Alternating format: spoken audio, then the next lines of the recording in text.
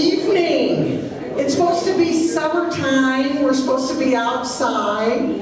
We're supposed to have beautiful weather, but we don't. So we are in here tonight, but we have a sunny band. Big smiles, big smiles. So I asked Terry what she liked about the band, and she said she loves the piano, our piano, and playing with friends. The classic New Orleans Dixieland jazz is so fun and makes you happy.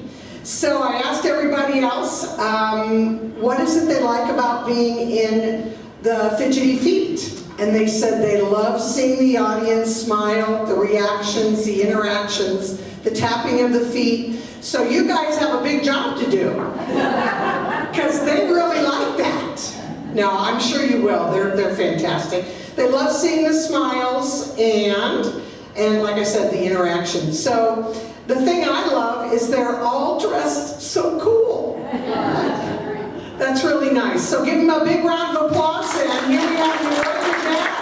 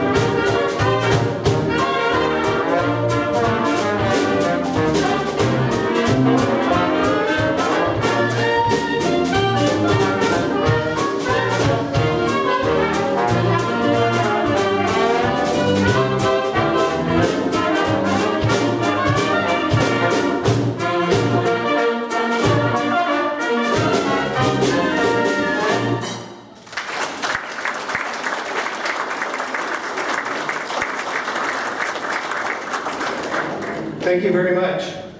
Anybody know the name of that tune? Bugle Call Rag. Bugle Call Rag. It was written way, way back. Let's see, I wrote it down. 1922. Yeah, so quite a while back. Right after World War I. Yeah. And it didn't become real popular though until around the 40s. I think they did it during World War II time to kind of boost morale and everything. But anyway, Bugle Call Rag. Next up, we've got an even older tune. This one is back from the Civil War era. You've probably all heard of it before, When Johnny Comes Marching Home Again. Yeah. Anyway, this is a Dixieland or a jazz band version of When Johnny Comes Marching Home.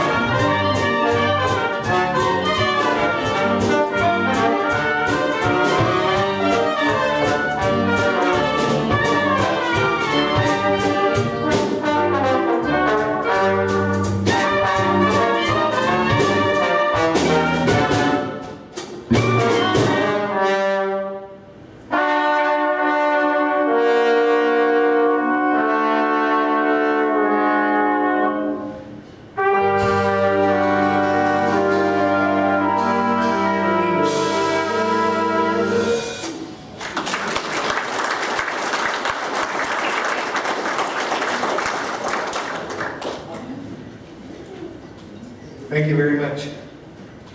This is supposed to be a 4th of July themed song, so we tried to find as many patriotic tunes as we could, like When Johnny Comes Marching Home. This one, it's not really what I call a patriotic tune, but it's Americana at its height. It's called the Tiger Rag. Ever heard of that one before? Yeah. All right, Tiger Rag.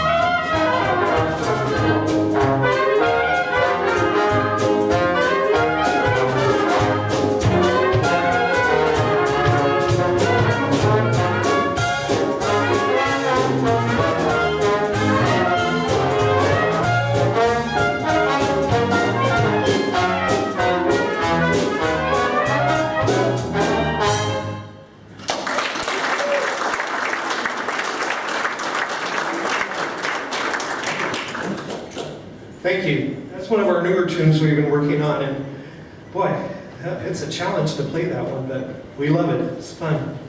Anyway, this next tune we picked out a long time ago thinking we'd be playing outdoors on a really warm, sunny day, but given the weather today, I think this is a very fitting tune to throw in here. It's called Blizzard Head Blues.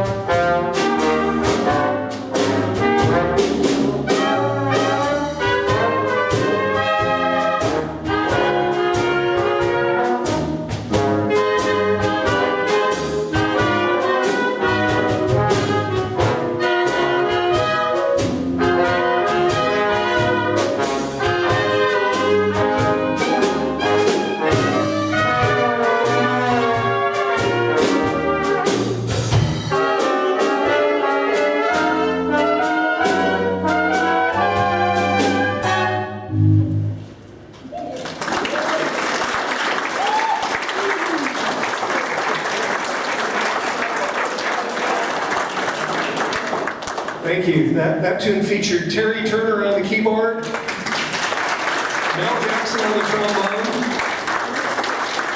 Lauren Hilstiger on the clarinet, and Barbara on the tenor sax over there.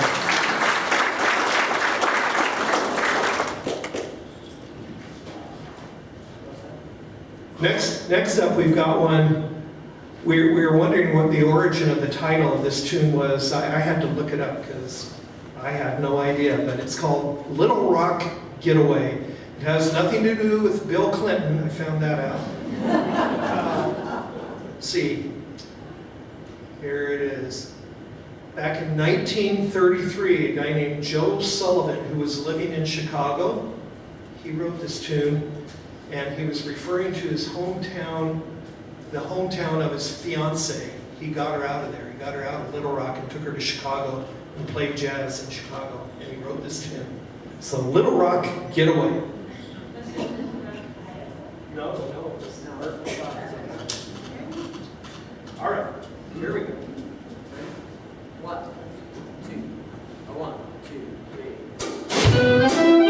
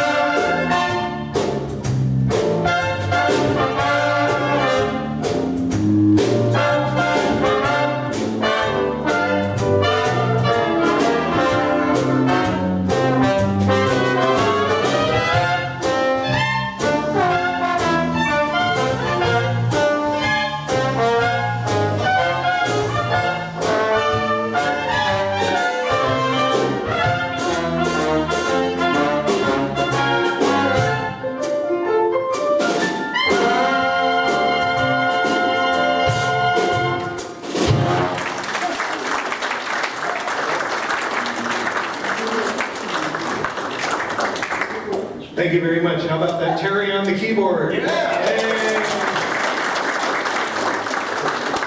Okay, next up is a song I know everyone has heard. Even if I don't tell you the title, I bet 90% or more of you could come up with the title. I think what made this tune the most famous are the Harlem Globetrotters. Can anyone think of their theme song? That's it, that's it. And this song has a long history too. It was written way back in the early 1900s. And there's a story, I don't know how much truth there is to it, about someone having a baby daughter named Georgia, and she had to be named Georgia because she was from Georgia, and they made a state decree about her. Anyway, look it up on the internet. Sweet Georgia Brown.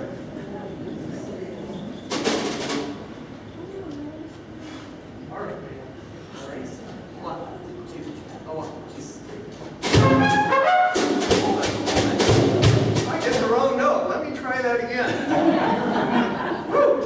All right. 1, 2, 1, 2, 3.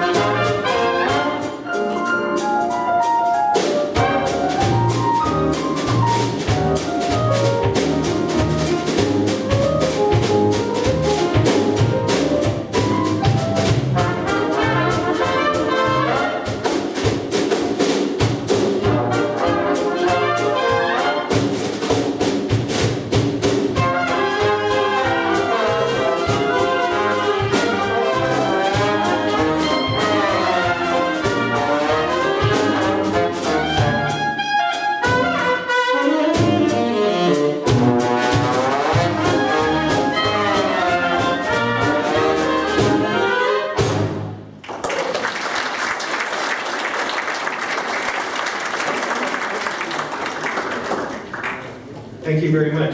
And our drummer, Dale Gritter, back there had a little bit of a solo in there too, and Barbara Huber-Straight had another one too. So,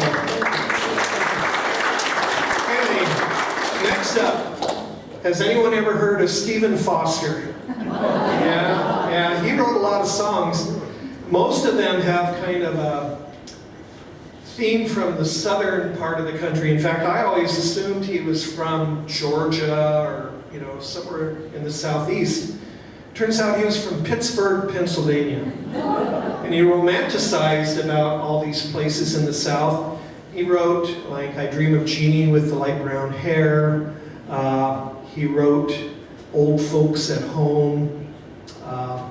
There's a few others, I can't recollect them right now. But anyway, this tune is called Swanee River. The Swanee River is located in Florida and empties out into the Gulf of Mexico. And basically, he never went to Florida. He never went to the river. He never saw it. He spent his whole life up there in Pittsburgh, Pennsylvania. But he wrote this song, and he needed a title for it. And he asked a friend of his, can you think of the name of a river that would fit this melody? And the friend came up with a map. And he randomly put his finger on that river. What's the name of that one? It's the Swanee River. Anyway, think of yourself cruising down a lazy river in the middle of the summer. Swanee River.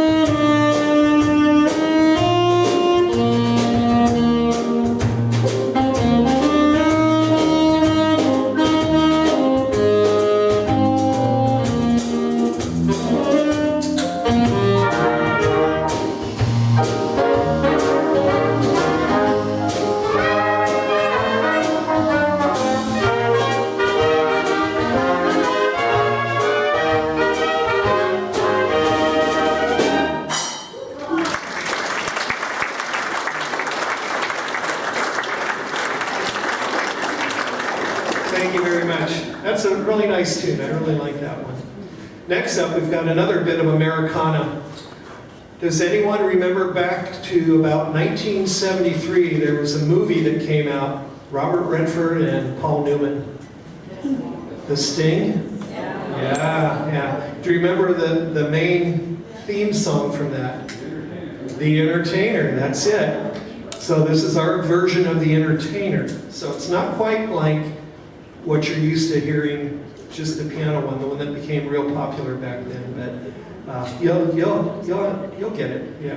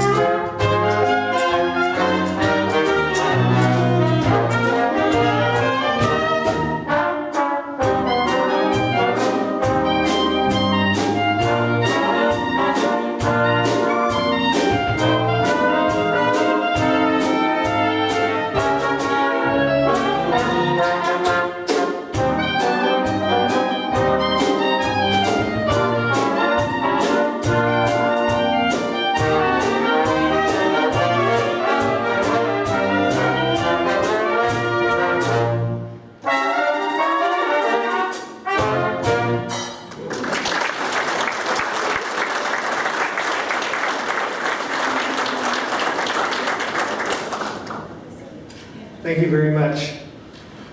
This next tune, I had to look up a little information on it too. Is anyone familiar with a university back in Virginia? It's called Washington and Lee University. Yeah. Anyway, pretty famous school. Very, I think it's a private school is my understanding.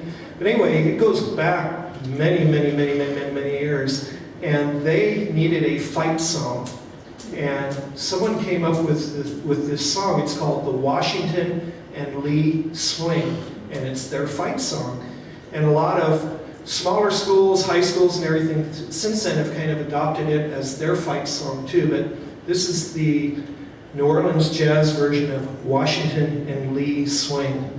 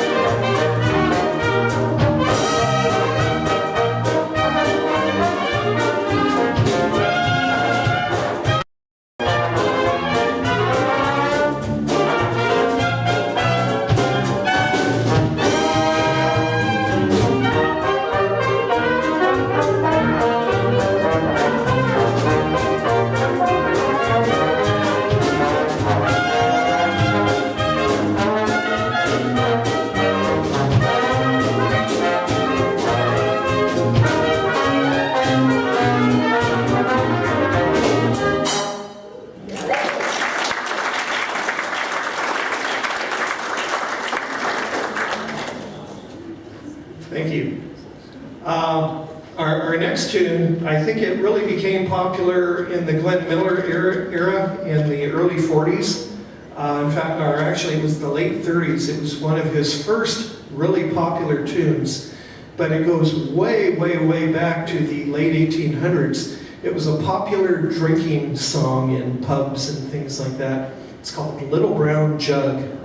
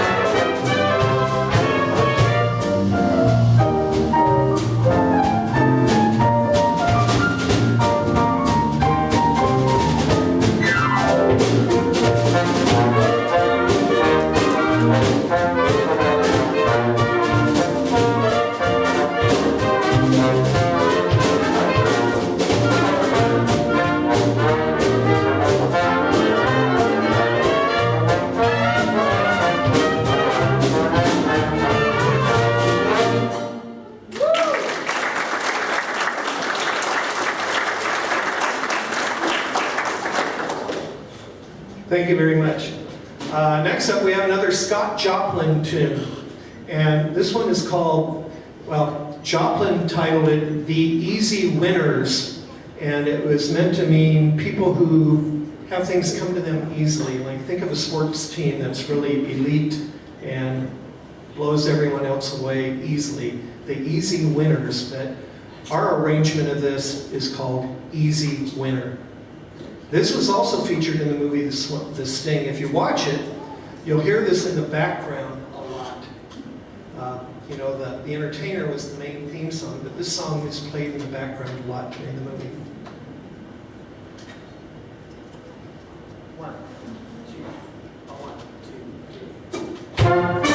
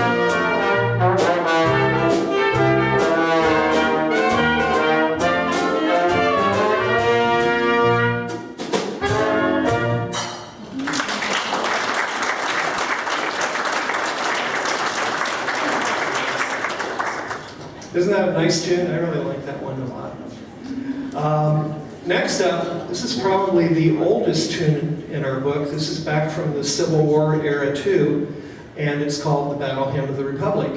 And I read up a little on this one too. The original melody, the tune, was from, it's called John Brown's Body. Yeah. And then there was a lady, let's see, I forget her name. Let me look it up here. Julia Ward Howe. She wrote the lyrics, and she made it. She was trying to inspire the Union soldiers, boost their morale, basically, and make them feel inspired for the fight that they were taking on. Anyway, we start out with a very traditional introduction to this tune, but then we're going to switch into jazz band mode. And then we'll finish it up with more of a traditional type of mode again. So, Battle Hymn of the Republic.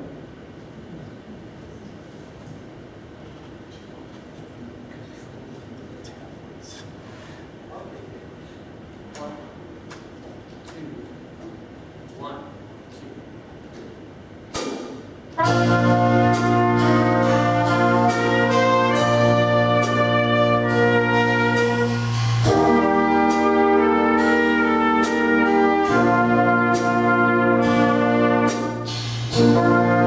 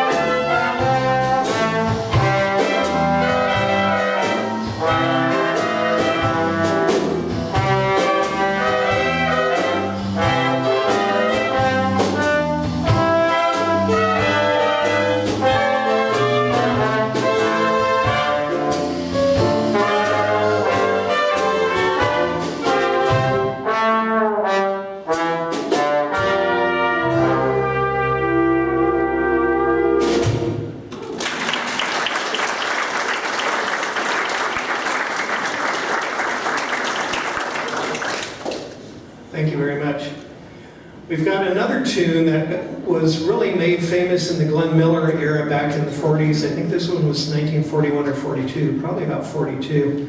But it has its origins way, way, way back. Let's see, 1885. And I had no idea it was written that long ago. So a long time ago, 1885. You're all going to recognize this one. It's called The American Patrol. Sorry, I gave you a minute.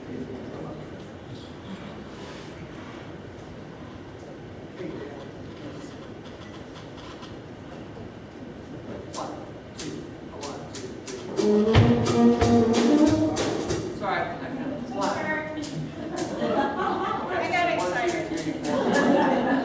1, 2, 3, 4, 1.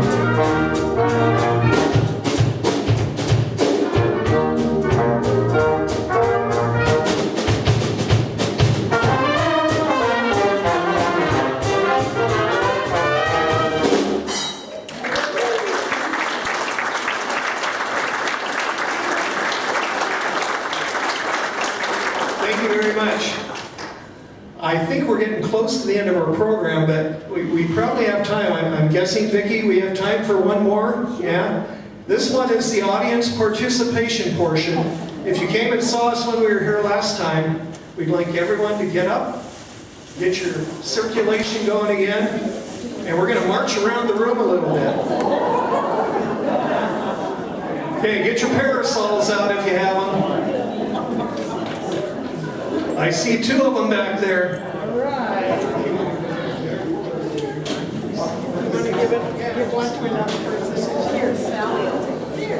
Okay, we're going to play When the Saints Go Marching In. Mel is going to lead us in with an introduction, and then follow Mel. Follow Mel.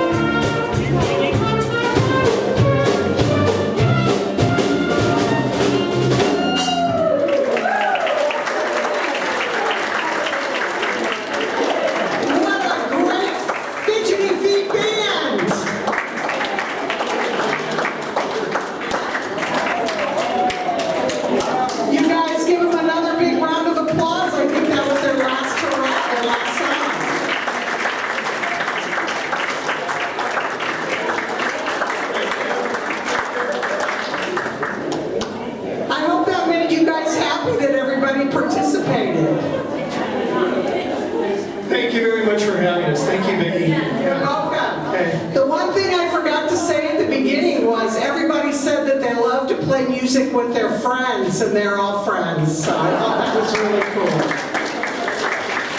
Thank you very much.